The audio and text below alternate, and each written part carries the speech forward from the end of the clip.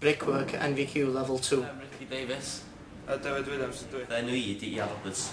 My name's Stephen and I'm on a level 2 apprenticeship electrician's course. I'm an engineering mechanic doing a foundation modern apprenticeship in joinery carpentry at Coleg Menai. Dwi'n gael dyn o fi, a dwi'n gwneud cwrs plaster yn Coleg Menai. I'm Louis French, Holly Watkinson. Phil Folks. Anthony Fatty, and I'm doing bricklaying MVQ level 2. Nathan Pritchard and I'm on the plastering course in Coleg Menai. Dylan Aled Roberts di enw i. Dwi'n astudio gwaith coed lefel 2. Eisiau ddechrau'r cwrs yn full-time. A dath Fiona helpu fi ffindio lleoliad gwaith a gael Prentisiaethau. Nes i ddod i wneud cwrs apprentice achos o'n i'n hoffi technoleg yn ysgol. A mae dad efo busnes I hun. A dwi am cymryd y drosodd pan mae'n gorffan.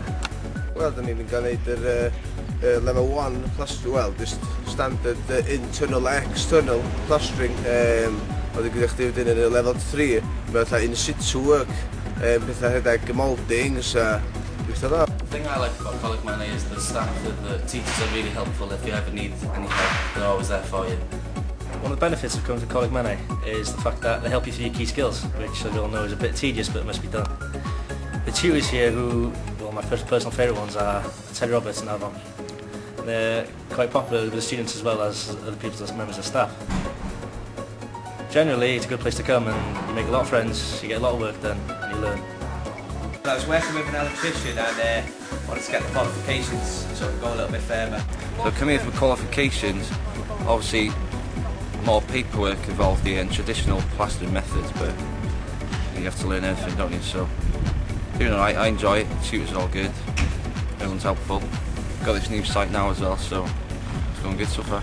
Nes I feddwl fynd I prifysgol I wneud youth community, ond ys I wneud yn well i'n ddiwrnod, a lle dwi'n gweithio wan yn y croes. Nath rheolwraig yma yna, ond dwi'n meddwl wneud tri'n gwell, so nes I fynd yna wsos. Dwi'n hoffi dod I coleg oherwydd da ni'n cael defnyddio gwahanol stwff fatha ar ran y gwaith. Ar y pan ni'n gweithio, da ni'n cael defnyddio gwahanol materials yna. Dwi ddewis wneud plymio yn Coleg Menai, dwi'n gweld o'n tred da I ddod I fewn ni, a mae lot o waith, mae lot o bres. I want to get self-employed and have my qualifications. Well, when I finish my course, I want to carry on doing the job I'm doing as a qualified electrician. O'n I wedi bod yn gweithio ers sawl blwyddyn yn cwmni'n nhad ac o'n I diddori yn yr byd adeiladwaith ac o'n i'n meddwl I fynd ymlaen I fod yn gweithio ar sites o falle os o'n i'n dechrau gyda Prentisiaethau, wneud lefel 3 a wedyn mynd ymlaen ella wneud HND neu hyd nod gradd. Got offered an apprenticeship with a plasterer, get plastered, and was getting paid to learn new techniques. Dwi'n cael dysgu pethau gwahanol yma, dwi'n cael dysgu sut I wneud air conditioning a defnyddio'r peiriannau diagnostic I fwy o manwydden. I decided to do the apprenticeship because I like working outside. I don't like office jobs, and I like doing bricklaying. I hope to get onto level 4 with plastering and then go on to university and do a degree in surveying. Swn i'n dweud mantais o wneud apprentisiau gwaith coed yn y coleg ydy yn un, da chi'n cael mynd ar seit I cael fwy o brofiad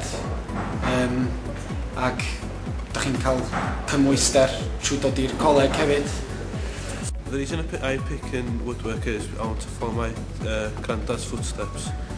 The reason for this is I've been working since I was 12 and I really enjoy it and I hope in the future I can go work with my uncle in New Zealand.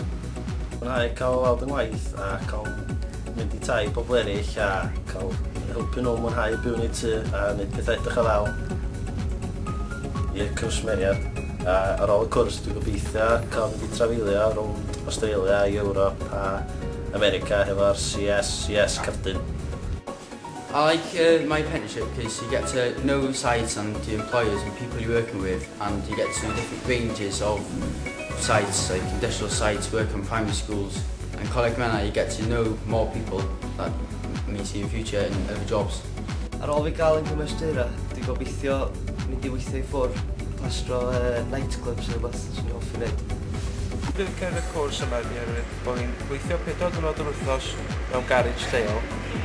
Dwi'n cael dod i'r coleg, cyfarfod ffrindiau a dysgu pethau sy'n ddim yn y diwylliant lle dwi yn hyn o bryd. Bob dim mae pawb yn hapus yma. Da ni'n enjoyo beth da ni'n neud. Da ni gyd i gweithio fe'i gilydd. Dwi'n hoffi'r gwrs o dwi'n neud, so dwi'n awgrymu fi drwy'n neud o. Dwi'n wedi gweithio ar y sync yma, dwi'n marcio fe'n iawn a dwi'n peipio fyny a gosod o. A mae'n dyna gyd i ddweud.